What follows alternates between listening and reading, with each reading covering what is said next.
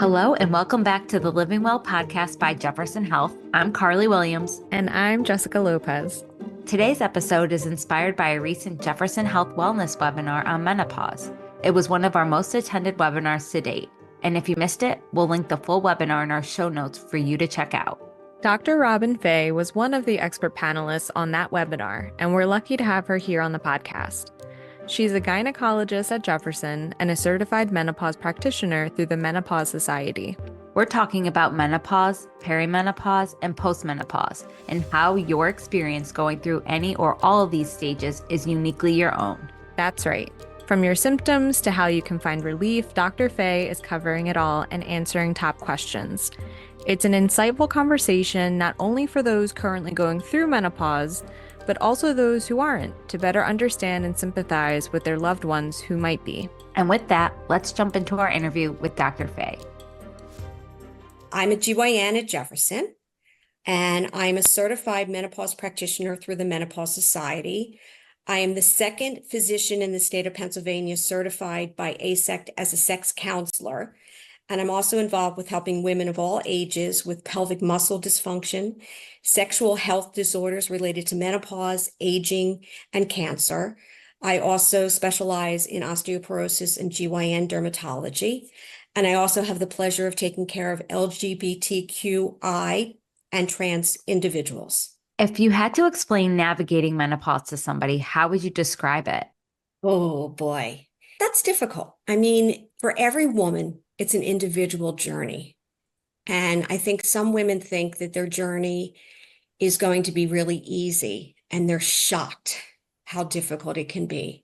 For some women, it's only going to be some hot flashes and some night sweats. For some women, it's just going to be the period is going to change and it's going to stop. And for some women, it's going to be over 100 different symptoms. They're going to notice the hot flashes, the night sweats, the irregular periods, the mood swings, the breast soreness, the vaginal dryness, the bloating, the thinning of hair, the weight gain, which everybody hates, the insomnia, the vaginal dryness, the vaginal irritation, the decreased libido, the urinary tract infections, the fatigue, the joint pain, the difficulty concentrating, the memory lapses, the stress, the incontinence. You want me to keep going? I'll keep going. The irritability, the depression, the anxiety. It can be horrendous. Your body is like a lava lamp. Your hormones are all over the place. So it can be easy for some and it can be awful for some.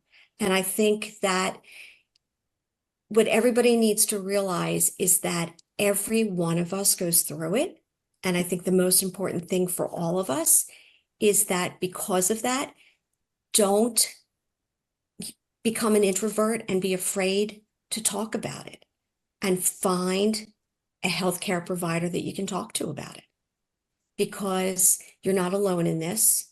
And even if your family doesn't understand it, and even if your friends are not there for you, there has to be somebody there for you. And that's the most important thing, because you're going through a time in your life that's one of the hardest things in your life. And you need your tribe, you need your circle. And hopefully you have family that understands you. Hopefully you have friends that you will relate to you and understand you. But, you might have work people that don't understand you. And you might not have that family that understands you, but you need to find somebody who's going to help you and understand you. And, and not negate it and just say, oh, you're just having anxiety. Oh, and it's just menopause. And this is going to happen to you. It can happen in your late 30s through into your mid 50s or even later. And it's going to be a long time. And that's when we're the squeeze generation, because if you have kids, that's going to be a time either when your kids are young, or your kids are in middle school, or your kids are in high school, and they're going through all their changes. And if you're lucky enough to still have your parents alive, they might start having trouble. So therefore you have that going on, and you also have work balances. So you have work-life balances going on. At the same time, your body is acting so bizarrely. So it's really a tough time. And thank heavens we're now willing to talk about it. Yeah, I mean, we really appreciate you leading us through the ups and downs of this significant transition in someone's life. We're very excited for your insight, and we're wondering if you could explain what exactly menopause is. So menopause actually is truly that 1 year in which you don't have a period. So when someone says to me, I am actually in menopause, I go, how do you know? Because it's actually really that 1 year. We transition. Those are the years in which you're having irregular periods. You start having the hot flashes, the night sweats, all those lovely symptoms I've just discussed. But menopause itself is actually only 1 year. And then we actually spend hopefully a third of our lifetime after menopause, which is postmenopause. So perimenopause is that transition time when periods become irregular and you have the symptoms. Menopause itself is actually defined as 1 year without a period. And then the rest of the time of our life is postmenopause. So really, most women who come into the office are either perimenopausal or postmenopausal. But for some reason, we all call it, I'm in menopause. You talked about the wide range of ages that women can start going through these stages. What are the typical age ranges? So if you go through menopause before the age of 40, it's premature ovarian insufficiency. So honestly, if we talk about really more mid 40s to the average age of menopause is around 51, 52. So that's the average age group. Okay. So if it occurs before that, there's usually an issue. Was it some kind of chemotherapy, or was there a mutation, genetic mutation, or was there something else that caused it? But there's a bell-shaped curve, just like there's a bell-shaped curve when we have our first period. Somebody can get their period as young as 8, as late as 17. The same thing can happen postmenopausally, where somebody can go through menopause as early as 42, 43. And there's sometimes family histories involved, or just for other reasons. They don't have as many ovarian reserve. And at postmenopause the same way, where I have a patient who was 74 when she had her last period, right? So you can have it both ways, but usually mid 40s, late 50s is what we talk about. And because you defined menopause as being 1 year of not having your period, is there any way to prepare for perimenopause, or are we just along for the ride? I think the most important thing for all of us is knowledge. If you, instead of just being along for the ride, if you are prepared to know that I'm still having periods, I'm starting to have hot flashes, then you're going to be aware of the fact that you're going to start noticing them mid-cycle and closer to your period. And then you're going to be aware of the fact that, maybe I'm having one or two just mid-cycle and with my period, I can deal with them better than for all of a sudden somebody waking up in a sweat in the middle of the night and all of a sudden having insomnia and not being able to sleep. It's all of a sudden going to be like, oh my God, what's happening to myself? Do I have some kind of cancer? Do I have something of the unknown? So knowing that this is a natural thing, a normal thing, would probably be better to be informed, right? And to know. And also know that once you start losing your period, it's important to make sure that your calcium in your diet is important. Vitamin D is important. Making sure if you never got a mammogram before, mammogram's important. Maybe also knowing, is your family history someone who had early menopause, right? Or late menopause? Is it important to know about, is it time for me to get my first colonoscopy, right? All the other maintenance things that maybe they haven't been doing. Maybe they're drinking too much. Maybe they're smoking. All of the maintenance things that maybe all their life they thought that they could get away with. Maybe it's now time to prepare themselves for the fact that, they're not Peter Pan. It's time. A lot of times it's a wake-up call. So knowledge is really important. And I'm curious, having not gone through it yet, but if you don't have your period for 3 months, 4 months, and then you get it, that means that you are not in menopause yet. Right. You're transitioning. Believe it or not, I've had patients go 11 months and almost 25 days, and that sucker comes back again. And I go, guess what? That ovary's not dead yet, and it's time to start the clock again. And they go, oh, and I go, sorry. I said, but you know what? Look at your skin. Look how gorgeous you are. You're young. You're so lucky. And they're like, yeah, right. I'm so lucky. And I go, you are. Look at this. Your ovaries are still functioning. You don't have to worry about estrogen. You don't have to worry. Your vagina is still moist. You got all these great things going for you, your bones, everything. And I said, but you got to remember, you still need to use birth control because you're not menopausal yet. So you still have to worry about birth control. But it's great. Let me tell you something. When the dry vaginas hit, okay, that's probably one of the worst symptoms, up there with hot flashes, night sweats, and insomnia, and weight gain. But the symptom that will bring somebody into the office is that dry vagina. Okay, and that's really annoying, and it's hard to treat at times. If you have a dry vagina, it's going to make sex painful. But Yes. is it something that you're constantly aware of? Yes, and the thing is that I was saying it to somebody today on a telehealth. The truth of the matter is that it's not as much the dry vagina that people are complaining about. It's the vulva, but people call the vulva the outside of the vagina, right? So anatomically, it's the outside. It's like toilet paper irritates you. Blue jeans, right? Your tight blue jeans bother you. So it's the outside that's really irritating. You know, all your life you were wearing all these clothes that felt fine. All of a sudden you notice it. You want to give your vulva away on eBay. It's just so uncomfortable that you're kind of maneuvering yourself in your seat. And that's what I'll say to somebody. Did you all of a sudden notice that you have a vulva? You never, your whole life, never noticed it. And all of a sudden you noticed it. That's the symptom that you now have perimenopausally and menopausally. Instead of like just saying, do you have dryness with intercourse? Now, is that a symptom you have? Now we have to treat it. When you talk about how we're now talking about menopause, what changed so that we can have more free conversations about menopause and all the different stages and treatment options? It's a combination of things. It's one, people, thank heavens, are more willing to talk about it. Plus, as recently as May of 2024, the Women's Health Initiative, which was the study from over 20 years ago, we've adjudicated this study.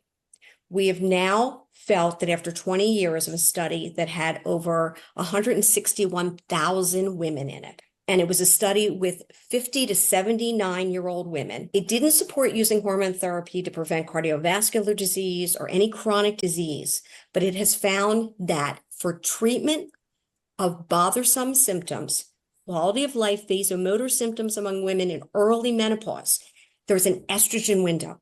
That's the first 10 years after you go through menopause. It is safe to use. Who don't have any contraindications to using it, they can use it. And women who have been on hormone therapy over the age of 60 can continue on. Also, risk of breast cancer related to hormone therapy is low. There was only one additional case of breast cancer per 1,000 women per use of hormone therapy. The risk was similar to actually 2 daily alcohol drinks, obesity, or low physical activity. So the preponderance of data does not show an additive effect of underlying breast cancer risk, even if you have a family history of breast cancer or genetic risk. So those women who even have BRCA genes can safely take hormone therapy. And if you don't have a uterus, it actually showed a decreased risk of breast cancer. So the thing is, when that study first came out, it was actually misread. And it actually has been adjudicated and studied and re-evaluated. And so you don't use it if somebody says, I want to use it for my bones. I want to use it for my heart. You don't do that.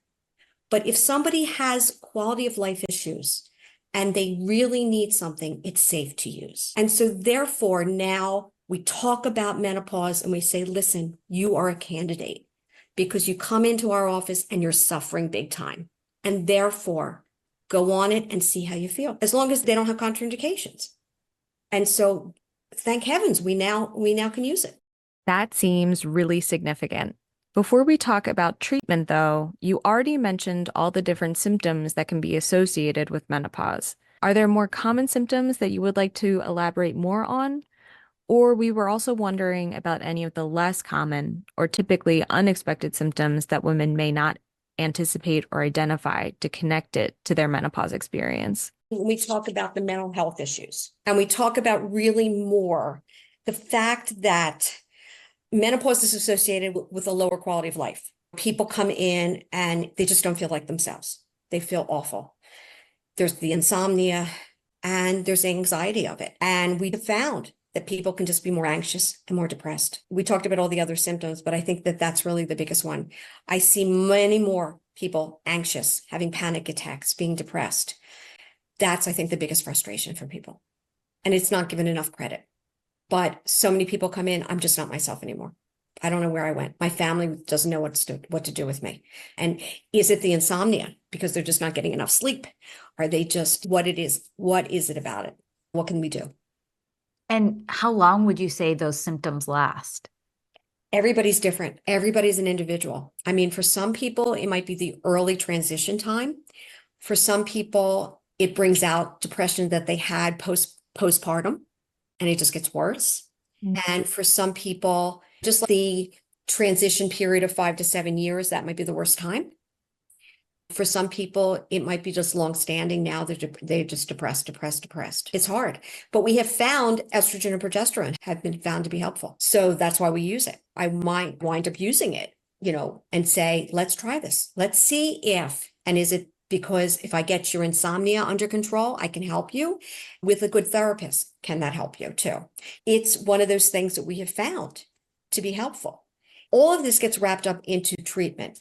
Other things we talk about, does exercise help? Does yoga help? Does diet help? They're all good for the health, but they have not been found to be helpful for the vasomotor symptoms at all. Breathing and relaxation are good for a healthy life. They don't help reduce hot flashes. People talk about, I'm going to exercise my way out of vasomotor symptoms. I'm going to do this all naturally. And I say, that's great. I want you to do exercise. I want you to do weight and core bearing exercises because that's going to help your bones. But it's not going to help your hot flashes. Yoga is great, again, because it's a core strengthening exercise. But again, that's not going to help. Mediterranean diet's terrific because it's going to decrease your risk of heart disease. But again, it's not going to help vasomotor symptoms. But cognitive behavioral therapy has been shown to help vasomotor symptoms. Hypnosis has been shown to help vasomotor symptoms. So those are things that are non-hormonal, that are other treatment options that we can use. So at least we have options for someone who says, I'm not doing any kind of medication at all. Well, it sounds like there's thankfully a lot of options for the physical symptoms of menopause. What about the mental health symptoms someone might be experiencing? Remember, some of the non-hormonal treatments that we do use, SNRIs and SSRIs, we use them. They're anti-anxiety, antidepressives. They also help mild to moderate vasomotor symptoms. So we've used them for both. So those are things that when I have a patient come in who either has mild symptoms, but I also am concerned about her depressive symptoms, I'm concerned about other issues, I might talk to her about using that for her hot flashes. She also has vaginal dryness. I might throw vaginal estrogen at her also, but she's somebody I can use both. Do you ever get resistance from patients who are taken aback at maybe experiencing a mental health issue for the first time and they're nervous to start a medication like an SSRI?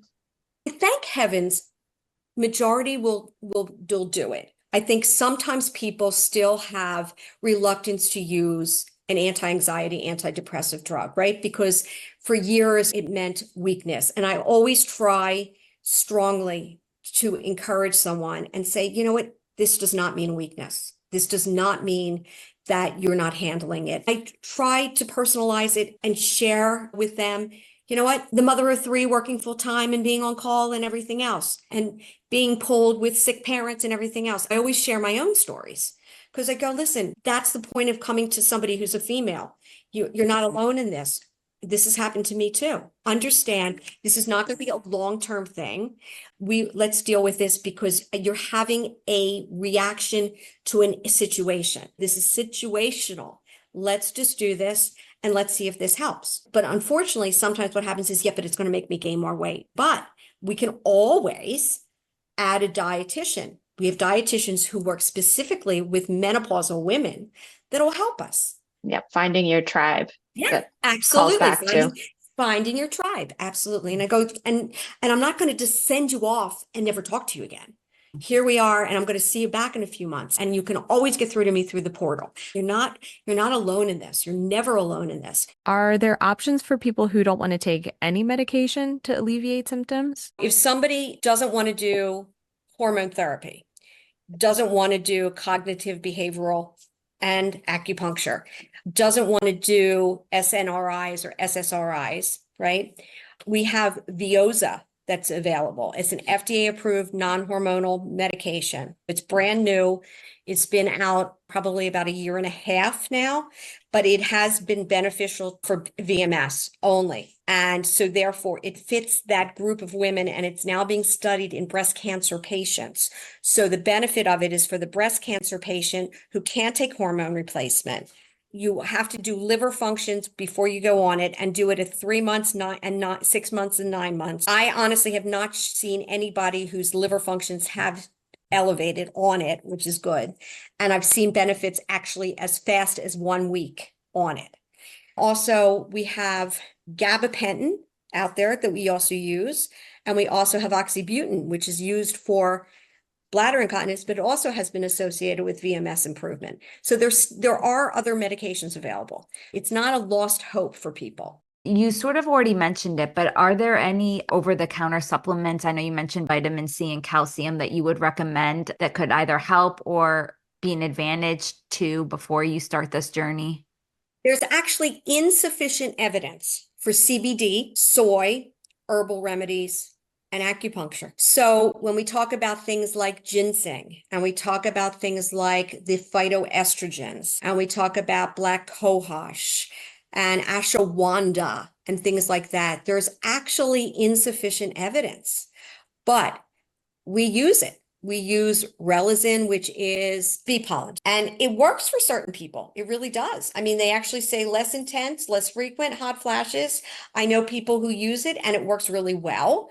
And so therefore when it's, compared to estrogen, there's some benefit for it. I think if you're trying to compare it to a hormonal component or an FDA approved, it's going to be low. But the thing is that if somebody's only having 4 or 5 hot flashes or vasomotor symptoms, it's going to be better than nothing. It's going to take longer to work, but I think somebody's going to swear by it. I would not say go out there and buy Don Quai because it's bad for your liver. I also wouldn't say go out and buy something that says menopause, because if you have a reaction to something, you don't know what you're having a reaction to because it's a combination of a whole bunch of medications. I don't think there's anything wrong with if someone says, you know what, I don't want to try estrogen. I don't want to try any of the things you've thrown out at me. I'm going to try something over the counter. Take something, but make sure that it's not going to hurt your liver. It's not going to work against any of the medications you're taking, because some of these things do work against. So there's certain things that you got to make sure that you're not taking that are going to, be dangerous for you. You really have to be careful, because just because it says natural and you buy it at the Whole Food store or the natural food store, doesn't mean it's safe. What is something you wish your patients asked you about menopause?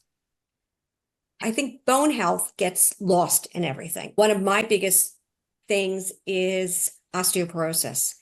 I'm constantly saying, are you taking your calcium and vitamin D?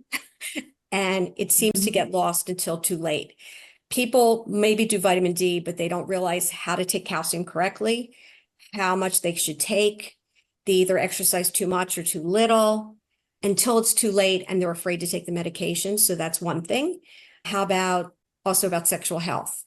As a sexual counselor, I wish people would not be ashamed to talk about it, and wouldn't be ashamed to be either sexually active or be ashamed to want to be sexually active as they're older, and to be sexually curious. I have some women who come in, it's like, oh, we're still sexually active at our age. I'm like, that's great.